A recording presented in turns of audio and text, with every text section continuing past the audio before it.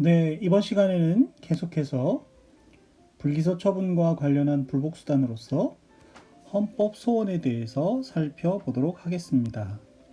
먼저 헌법 소원의 일반적 의의에 대해서 살펴보면 헌법 소원이라는 것은 형사소송법상의 제도는 아니지요. 잘 아시다시피 헌법재판소법 제68조에서 규정하고 있습니다. 헌법재판소법 제68조 1항을 보시면 공권력의 행사 또는 불행사로 인하여 헌법상 보장된 기본권을 침해받은 자는 법원의 재판을 제외하고는 법원의 재판은 헌법소원의 대상이 되지 않죠. 즉 재판소원은 우리 법상 인정되지 않습니다. 재판소원은 인정되지 않습니다. 헌법재판소에 헌법소원 심판을 청구할 수 있다. 다만 다른 법률의 구제 절차가 있는 경우에는 그 절차를 모두 거친 후에 청구할 수 있다고 규정을 해서 이와 같이 단서에서는 다른 법률에 의한 권리구제 절차를 모두 거친 경우에 할 수 있다는 보충성의 원칙을 규정하고 있죠. 여기서 말하는 다른 법률의 구제 절차가 있는 경우에 권리구제 절차라는 것은 공권력의 행사 또는 불행사를 직접 대상으로 하여 그 효력을 다툴 수 있는 권리 구제 절차를 의미하는 것으로서 사후적, 보충적 구제 수단을 의미하는 것은 아니라고 합니다. 네, 아래에서 보는 헌법재판소 결정에서 보는 바와 같죠.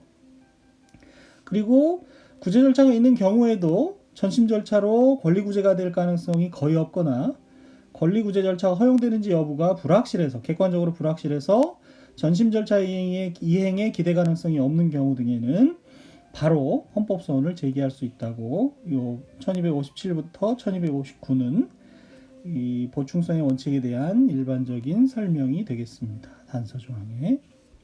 그러면 보다 자세한 헌법소원에 관한 내용은 헌법 공부에 미루기로 하고요. 이 정도의 기초적인 지식만 가지고 일단 불기소 처분과 헌법소원이 어떤 관계에 있는지 공부해 보도록 하겠습니다. 불기소 처분과 헌법소원은 어떤 관계에 있을까요? 일단 1260에서 보시는 것처럼 현행 형사소송법상 재정신청은 대상 범죄를 제한하고 있지 않고 모든 범죄로 재정신청의 대상 범죄를 확대하였습니다. 과거에는 일부 범죄만 됐었거든요. 다만 그 신청 주체가 고소인이나 형법 123조 내지 126조의 고발인으로 제한되어 있는 거죠. 그리고 법원의 재판에 대하여는 아까 헌법재판소법에서 본 것처럼 헌법소원,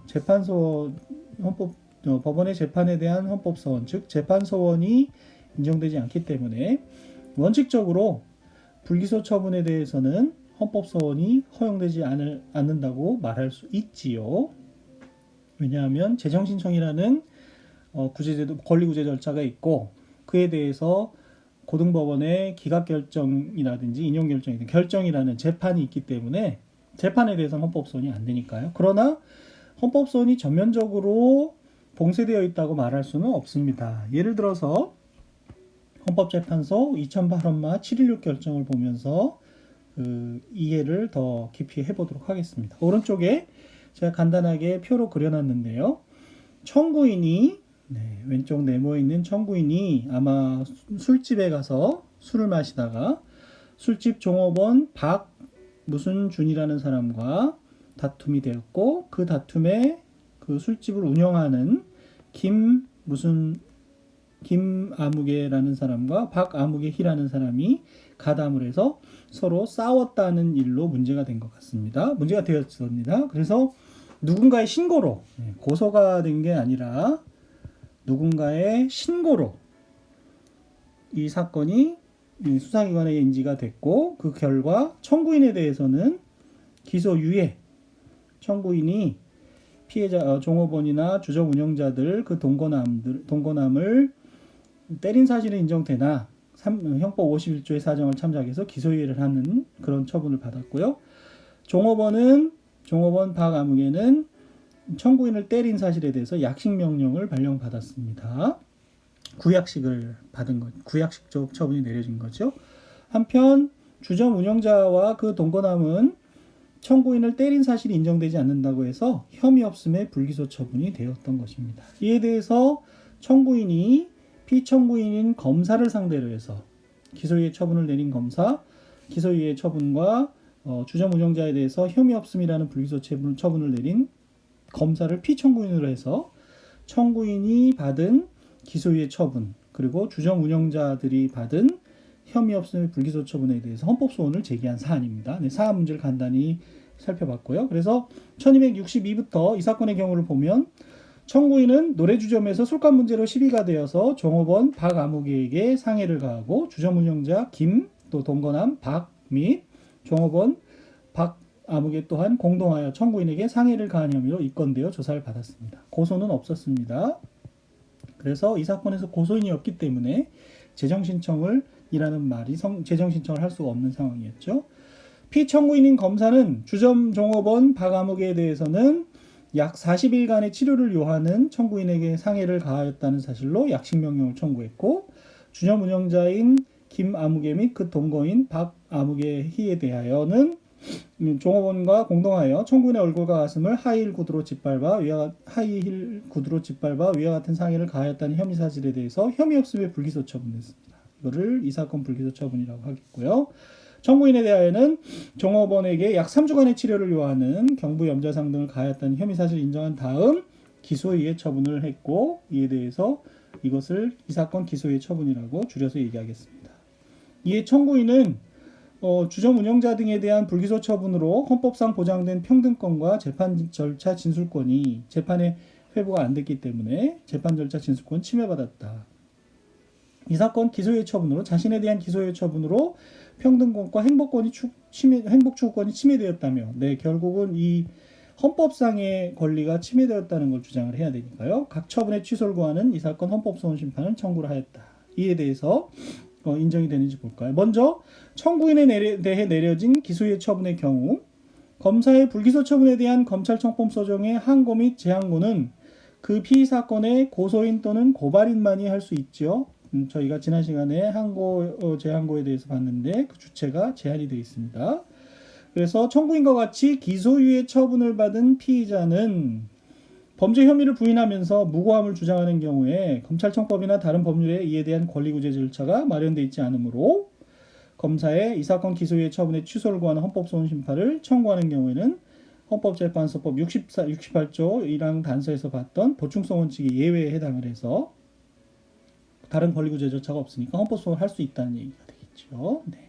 그래서 앞선 강의 안에서 기소유예 처분을 받은 피의자는 헌법소원 심판을 청구할 수 있다, 이렇게 한 것이고요. 그 다음 두 번째로 혐의 없음 처분의 취소를 구하는 고소하지 않은 피해자.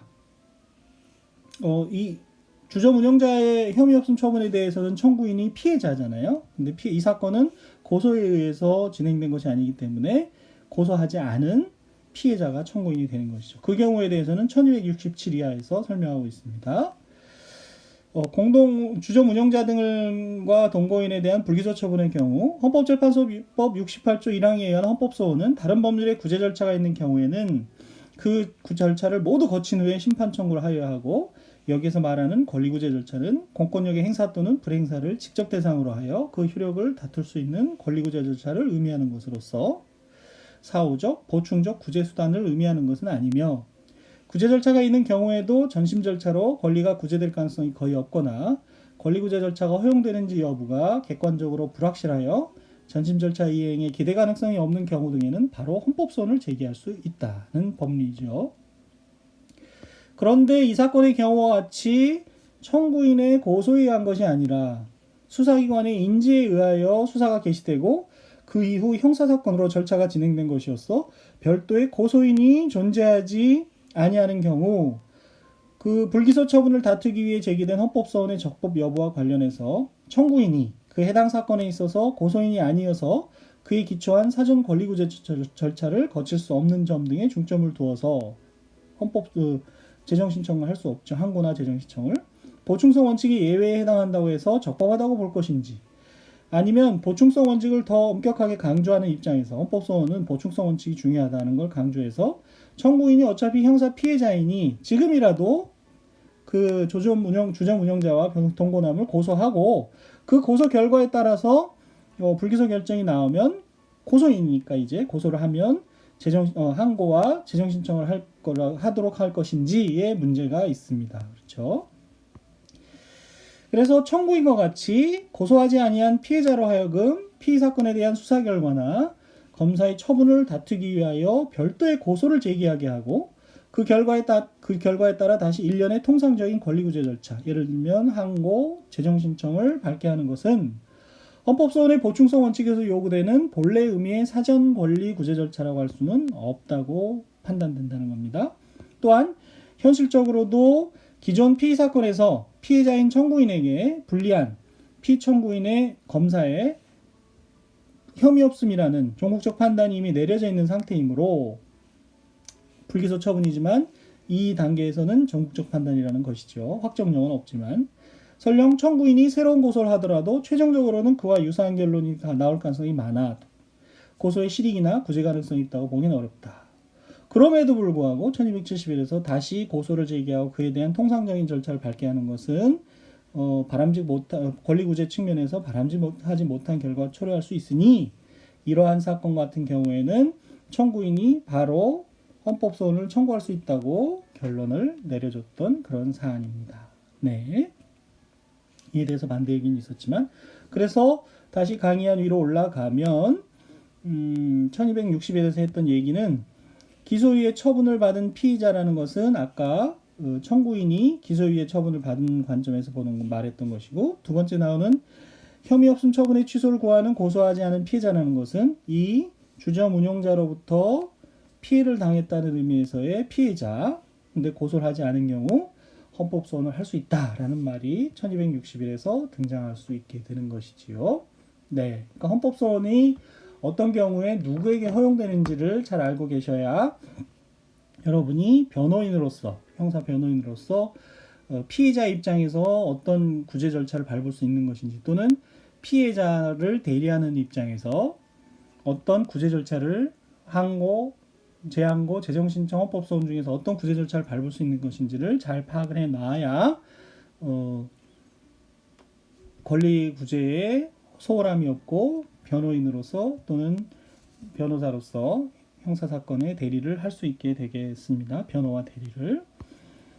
그리고 강의 안에는 써놓지 않았지만 고발인의 경우는 어떨까요? 고발인의 경우에는 항고를 일단 할 수 있죠.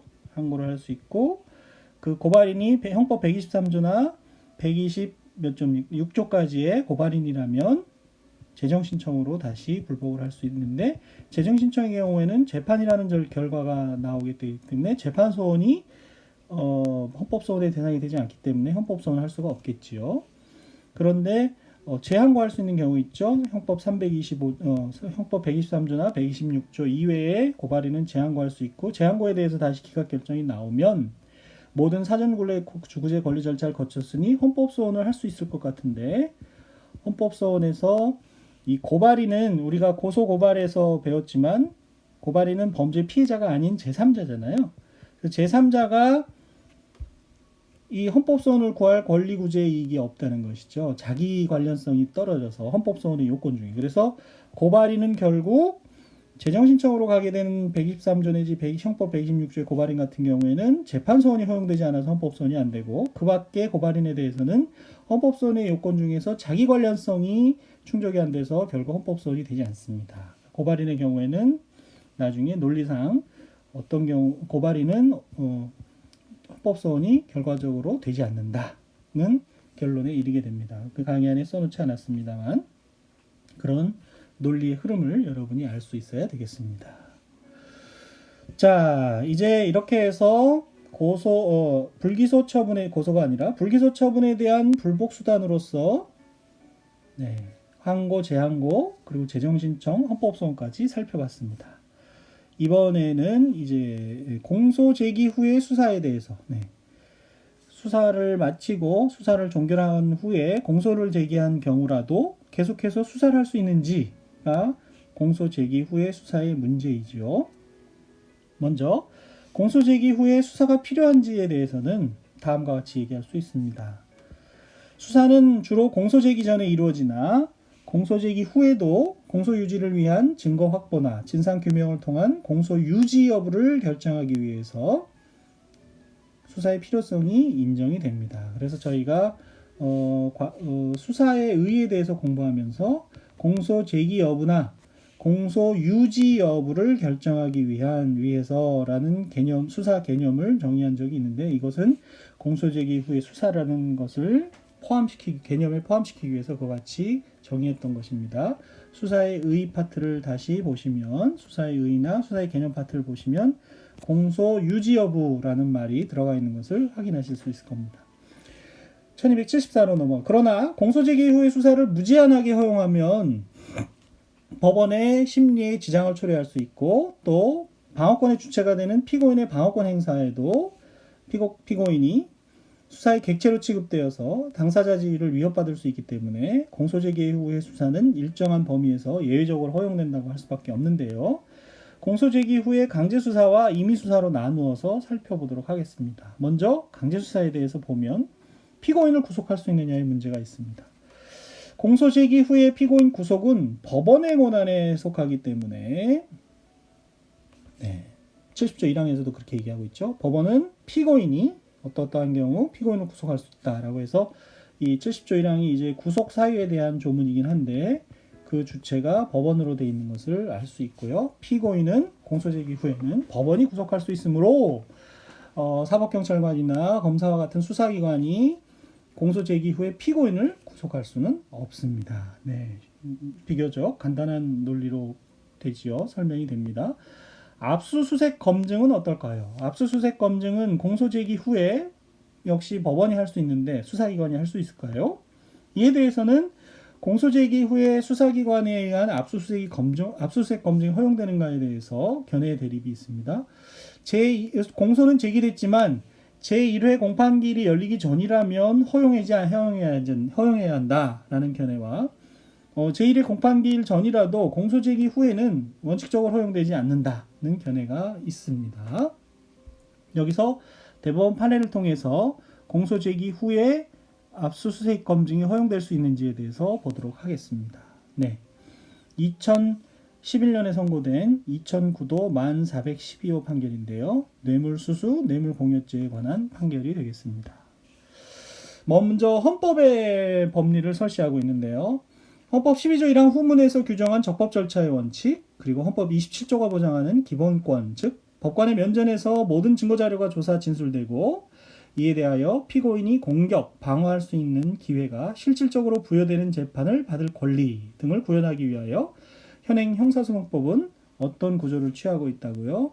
당사자주의, 공판중심주의, 직접주의를 그 기본 원칙으로 하고 있다. 어디서 많이 들은 이야기죠? 그렇습니다. 처음에 형사소송법의 의의와 구조를 설명할 때 저희가 직권주의와 당사자주의에 대해서 공부를 한 바가 있습니다. 그러면서 직권주의와 당사자주의 공부하는 강의한 19, 20, 21, 22에서 나왔던 판례의 문구가 되겠습니다. 당사자주의, 공판중심주의, 직접주의를 기본 원칙으로 하고 있다. 이에 따라 공소가 제기된 후에는 그 피고 사건에 관한 형사 절차의 모든 권한이 사건을 주재하는 수소법원의 권한에 속하게 되고, 수사의 대상이던 피의자는 검사와 대등한 당사자인 피고인으로서의 지위에서 방어권을 행사하게 되므로 공소 제기 후 구속, 압수수색 등 피고인의 기본적 인권에 직접 영향을 미치는 강제 처분은 원칙적으로 수소법원의 판단에 의하여 이루어지지 않으면 안 된다는 것이죠. 그래서 형사소송법 또한 강제처분에 관해서 먼저 공판 절차에서 수소법원이 행하는 강제처분을 규율하는 상세 규정을 두고 수사 절차상 강제처분, 수사상의 강제처분, 특히 이 사건에서 문제된 압수수색에 대하여는 법 215조에서 그 검사는 범죄 수사에 필요한 때에는 지방법원 판사에게 청구하여 발부받은 영장에 의하여 압수수색 또는 검증을 할 수 있다고 규정을 한 다음 그 구체적인 요건, 대상, 절차 등은 수소법원이 행하는 압수수색에 관한 규정들을 준용하는 형식을 취하고 있다라는 부분에 대해서 저희가 수사기관의 압수수색 검증, 강제처분 공부하면서 얘기한 바가 있습니다. 그래서 법도 수사 절차에서의 강제 처분과 공판 절차에서의 강제 처분을 엄격하게 구별하고 있다라고 이렇게 법원이 보고 있는 겁니다. 한편 나아가서 우리가 공부했던 형사소송법 215조에 의한 압수수색 영장에 대한 조문, 압수수색 영장 청구의 절차를 구체적으로 규정한 형사소송 규칙에 의하면 압수수색 영장 청구서의 기재사항으로 피의자, 피고인이 아니죠. 피의자의 성명 등 그 인적사항과 그 범죄 사실, 즉 피의 사실의 요지를 기재하도록 되어 있고 피고인이 아닌 피의자에게 범죄 혐의가 있다고 인정되는 자료와 압수수색의 필요를 인정할 수 있는 자료를 제출해야 한다라고 규정되어 있을 뿐 피고인에 대해서는 인적사항이나 또 공소가 제기된 공소사실의 요지를 기재할 수 있도록 규정하고 있지 않다. 형식적으로 봐도 그렇다는 얘기죠. 따라서 이 형사소송 규칙이나 형사소송법 215조의 규정들이 공소 제기 후 압수수색 영장을 청구함에 있어서는 준용된다고 볼 여지가 없다는 겁니다. 공소 제기 후에는요. 그렇죠?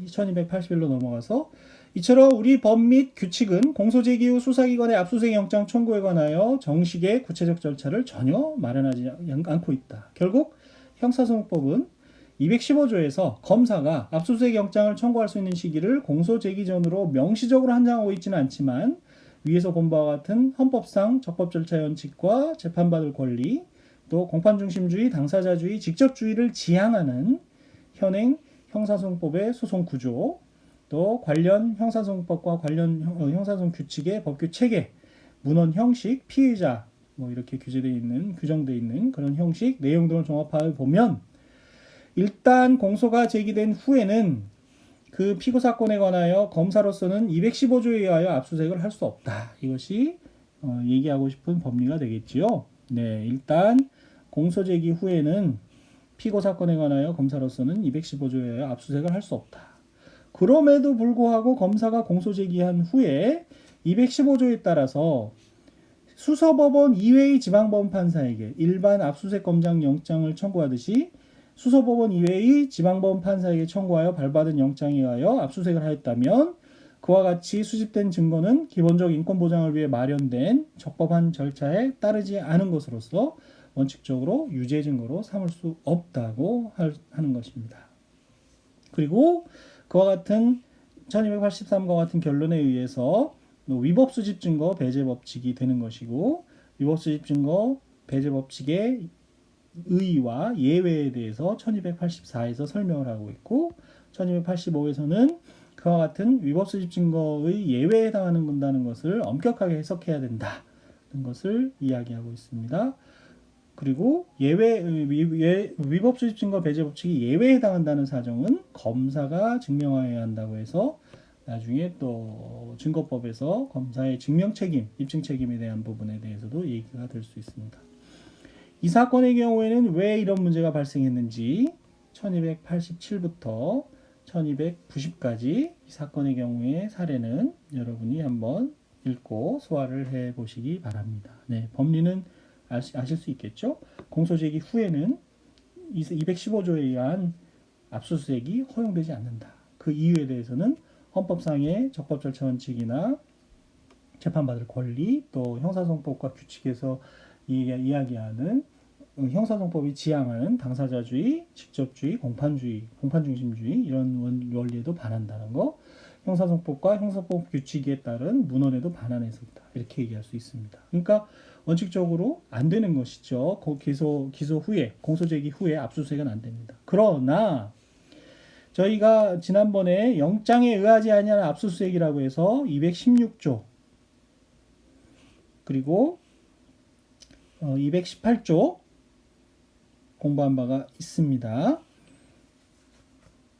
그래서 217조도 물론 있는데 217조는 긴급 체포하는 거니까요. 공소제기 후에 뭐 피고인을 긴급 체포할 수는 없으니까 그 규정이 준용될 일이 거의 없겠죠. 그래서 216조에 규정된 예외 그리고 218조에 의한 영장에 의하지 않은 압수, 임의 제출 물건의 영치 이런 것에 대해 이런 조문에 근거해서는 예외적으로 공소제기 후라도 그렇죠. 검사 또는 사법경찰관이 피고인에 대한 구속영장을 집행하는 경우 그 집행 현장에서 압수수색을 할 수 있다든지 216조 2항과 제1항 제2호에 그 규정이 있습니다. 그리고 218조에 임의 제출물을 압수할 수는 있지만 그 밖에 공소 제기 후에 일반적인 압수수색 검증은 허용되지 않는다. 이렇게 이해하시면 되겠습니다. 네, 구속과 압수수색 검증이라는 공소 제기 후에 강제 수사에 대해서 살펴봤고요. 이번에는 공소 제기 후에 임의 수사에 대해서 보도록 하겠습니다.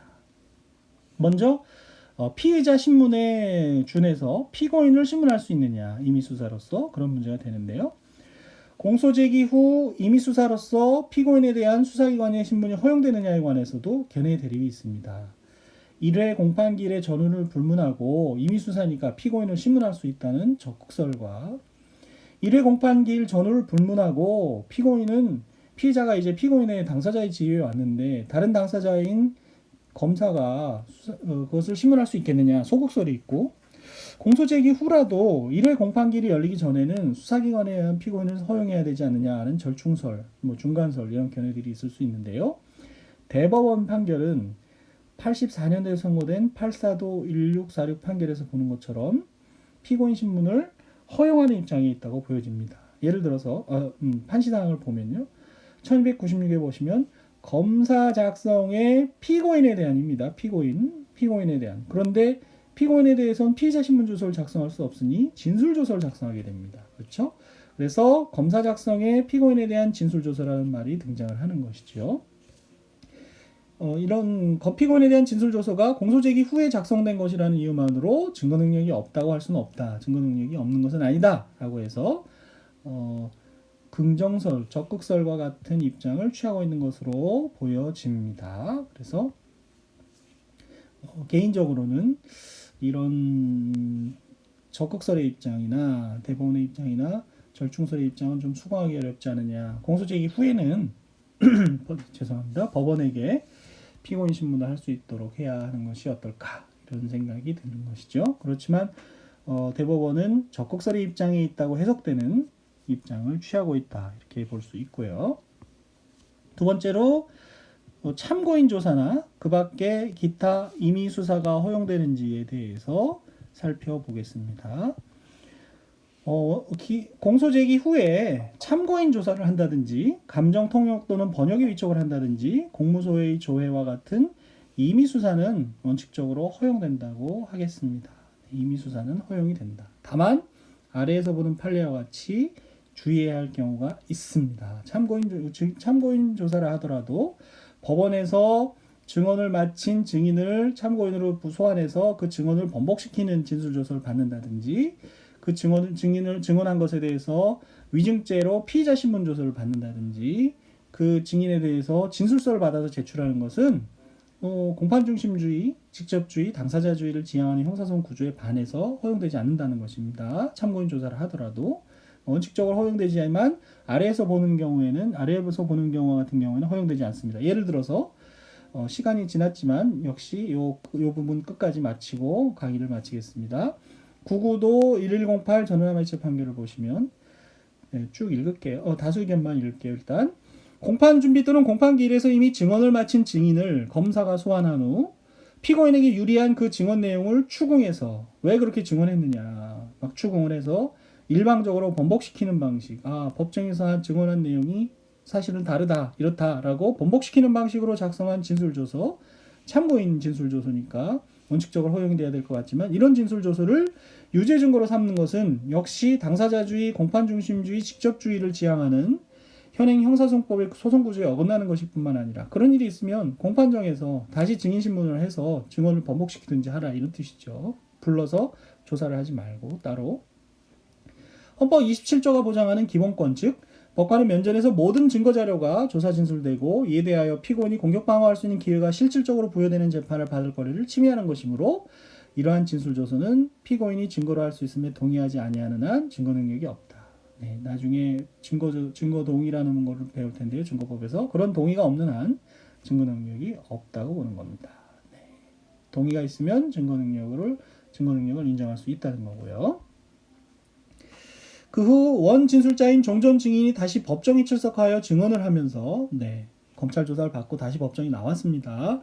그 진술조서의 성립의 진정을 인정하고 피고인 측에 반대 신문의 기회가 부여됐다고 하더라도 그 증언 자체를 법원에서 한 증언 자체는 유죄 증거를 할 수 있더라도 앞서 조사했던 이 진술조서는 역시 증거 능력을 인정할 수 없다는 겁니다. 성립 진정을 하고 이른바 312조 4항의 이제 나중에 증거법 요건을 갖춘다 하더라도 그 진술조서는 당사자주의, 공판주의, 중심주의, 직접주의를 지향하는 형사소송 구조와 헌법상의 권리를 침해한 것이라서 안 된다는 겁니다. 동의가 없는 한.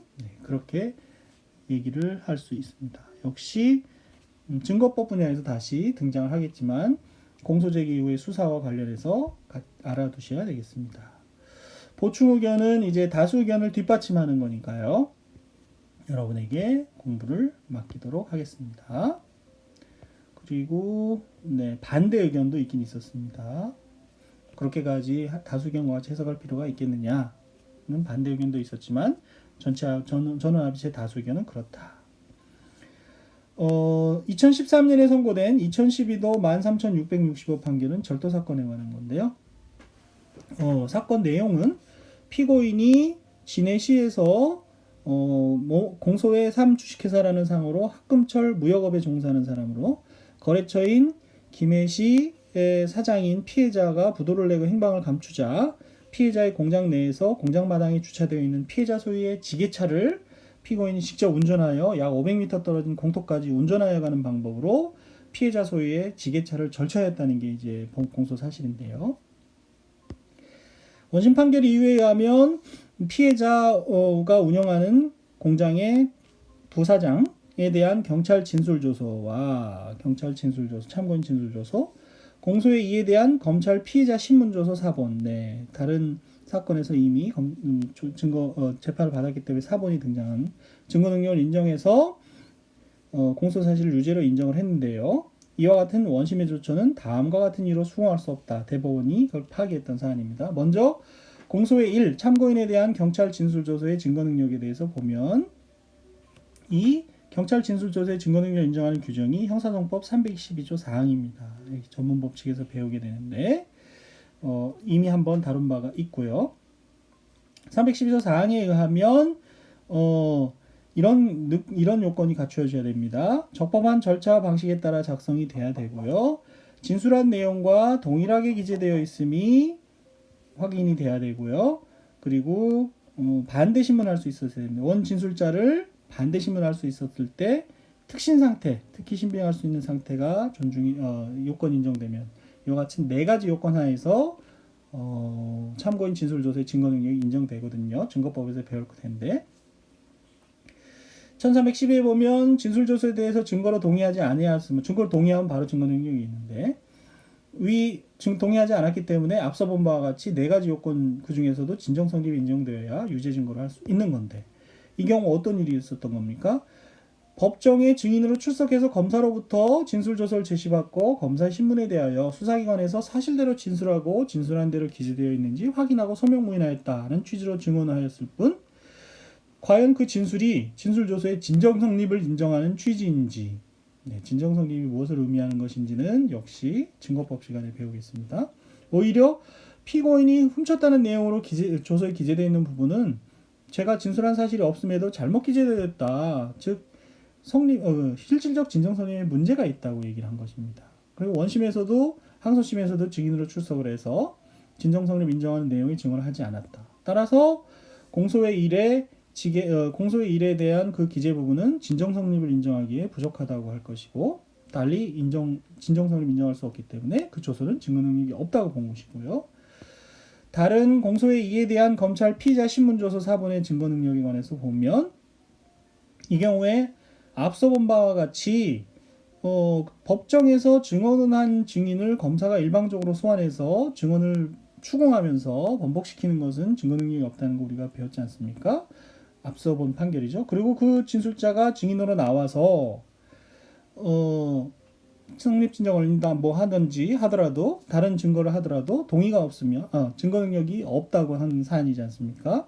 그 증언 자체를 증거로 할 수 있지만 동의가 없다면 증거 능력이 없다. 여기까지도 앞서 우리가 본 판례의 내용을 반복하는 것이죠. 그 다음에 이 사건에서는 그와 같은 1316과 1317 앞서 봤던 대법원 판결의 내용과 같은 이것을 회피하기 위해서 검사가 이번에는 그 증인을 했던 사람을 검찰로 불러서 조사받으면서 진술조서를 받은 것이 아니라 증언했던 부분이 위증이다라는 위증의 혐의를 조사한 피의자 신문조서를 작성했던 경우입니다. 그렇다면 이것은 역시 참고인 진술의 증거 능력을 회피하기 위해서 증언을 번복시키는 참고인 진술조서 증거 능력이 없다, 동의하지 않으면 이라는 그 법리를 회피하기 위해서 결국 위증의 피의자 신문조서를 받은 거 아니냐. 그렇다면 이런 경우에도 피고인이 위증에 진실이 아니란 취지로 진술을 받아낸 것은 마찬가지이고 결국 증거로 동의하지 않았다면 위증의 피의자 신문조서를 받은 것도 증거로 할 수 없다. 똑같은 논리로. 공판중심주의, 직접주의, 당사자주의를 지향하는 형사정법 구조에도 반하고 그래서 역시 위증죄 혐의로 받은 피의자 신문조서도 증거 능력이 없다고 결론을 내렸던 사안입니다. 그러니까 이 판례에서는 1314까지는 증거법상 참고인 진술조서의 증거 능력이 그냥 바로 적용되는 사안이고요. 1315 이하가 이제 참고인 진술조서 대신에 위증죄 피의자 신문을 받은 경우에도 그 피의자 신문조서는 형사정법의 당사자주의, 직접주의, 공판중심주의를 지향하는 소송법의 구조나 그 밖에 법리들에 반해서 증거 능력이 없다고 했던 사안입니다. 무슨 뜻인지 아시겠죠? 그러니까 역시 공소제기 후의 수사로서 제한되는 경우라고 볼 수 있겠습니다. 한편 끝으로 1322를 살펴보고 마치겠습니다. 나아가서 판례는 제1심에서 피고인에 대하여 무죄 판결이 선고돼서 검사가 항소한 후 수사기관이 항소심 공판기일에 증인으로 신청하여 신문할 수 있는 사람을 증인으로 이제 신청해서 신문하면 되는데 항소심에 특별한 사정 없이 미리 수사기관에 소환하여 작성한 진술조서나 피의자 신문조서는 피고인이 증거로 삼는데 동의하지 않는 한 증거 능력이 없다고 역시 1심이나 항소심이나 같은 결론을 내리는 것이죠. 앞에 봤던 법리에 따라서. 그리고 참고인 등이 나중에 법정에 증인으로 출석을 해서 위 진술조서 등의 진정 성립을 인정하고 피고인 측의 반대 신문의 기회가 부여된다 하더라도 위 진술조서 등의 증거 능력을 인정할 수 없음은 앞서 본 법리와 마찬가지다.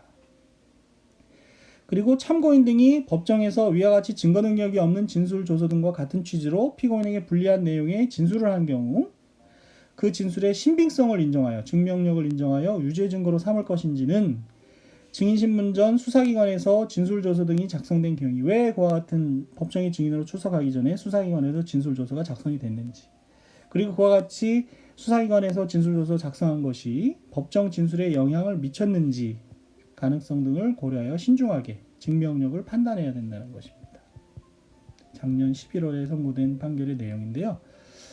요거는 증명력, 자유심증주의에 의하는 증거능력을 갖추더라도 증명력은 자유심증주의에 의한다는 것이 증명력에 관한 자유심증주의의 내용인데 그 부분도 역시 공부가 된 다음에 다시 보시면 더 확실하게 이해가 되실 수 있을 겁니다. 1322는 앞서 봤던 판례들의 연장선상에서 공소제기 후에 법정에서 신문할 수 있는 사람들을 수사기관에서 불러서 진술조서를 받거나 피의자 신문조서를 받은 경우 증거 능력을 여전히 인정할 수 없다는 법리를 재확인함과 동시에 법정에서 진술을 한 경우 그 신빙성을 판단할 때도 신중해야 된다는 그 내용이 요 뒷부분이 추가되었다고 생각하실 수 있는 그런 판례가 되겠습니다. 네, 다소 시간이 많이 걸렸고 설명이 제가 좀 시간에 쫓겨서 빨리 설명한 부분이 있습니다만은 잘 음미해 보시면 판례 취지를 잘 알 수 있고 공소제기 후의 수사가 어느 범위에서